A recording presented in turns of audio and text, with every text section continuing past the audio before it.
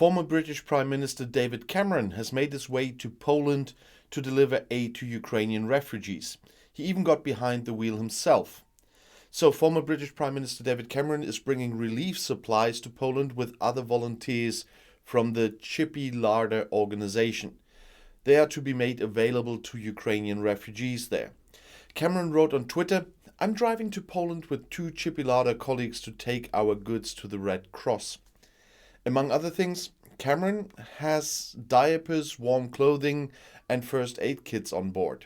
The goods were mostly collected in West Oxfordshire, where Cameron lives with his family. Cameron had actively supported the Chippy Larders organization in recent years.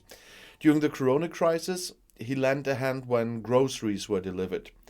According to his own statements, he was out and about in his hometown once a week to help low-income families. Cameron was Prime Minister of Great Britain from 2010 to 2016. He was a supporter of a referendum on Scottish independence and the Brexit vote. He was succeeded by Theresa May. Here in Germany, however, there was a rather undignified spectacle in the Bundestag this week by the Social Democratic government. Mr. Chancellor Scholz, destroy this wall. Well, with this passionate appeal, President Volodymyr Zelensky addressed the Bundestag directly in a video address on this week. There was no subsequent debate about the Ukraine war, which was heavily criticized by the opposition. While the Bundestag continued to wish MPs birthdays, other parliaments around the world responded directly to Zelensky's call for help. With standing applause, the German members of the Bundestag said goodbye to the Ukrainian president, who was connected virtually after his emotional speech.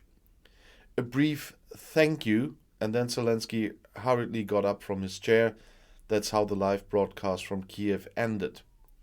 The Conservative Union faction had previously submitted a motion to debate the war, which was rejected by the Traffic Light Coalition. So the agenda in the Bundestag went seamlessly, including birthday congratulations to 2 MPs.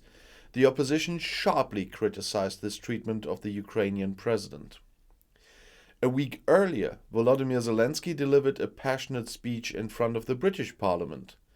There was also cross-party applause. But unlike in Germany, things didn't stop there. Prime Minister Boris Johnson addressed MPs directly and referred passionately to the previous speaker. The leader of the opposition, Keir Starmer from the Labour Party, and other parliamentarians immediately reaffirmed their support for President Zelensky. And we had the same picture in Canada, where the Ukrainian president addressed Parliament in a video address on Tuesday. With a Ukraine bow on the lapel of his jacket, Canadian Prime Minister Justin Trudeau warmly greeted Zelensky with the words, "Mr. President, Volodymyr, you are a friend. Ukrainians and Canadians are friends and have been for a long time." The virtual live speech before the US Congress followed the next day. Nancy Pelosi, Speaker of the House of Representatives, called out to Zelensky in Ukrainian, and she said, translated, "Glory to Ukraine." In his speech, he again called for a no-fly zone over Ukraine, which has so far been strictly rejected by the United States and Germany and the other NATO allies, and they will continue to do so.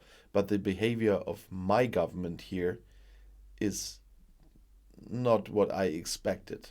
And that's why I even had to praise the government of Boris Johnson, which, as you know, doesn't happen very often. And I'll see you in my next video. Bis gleich.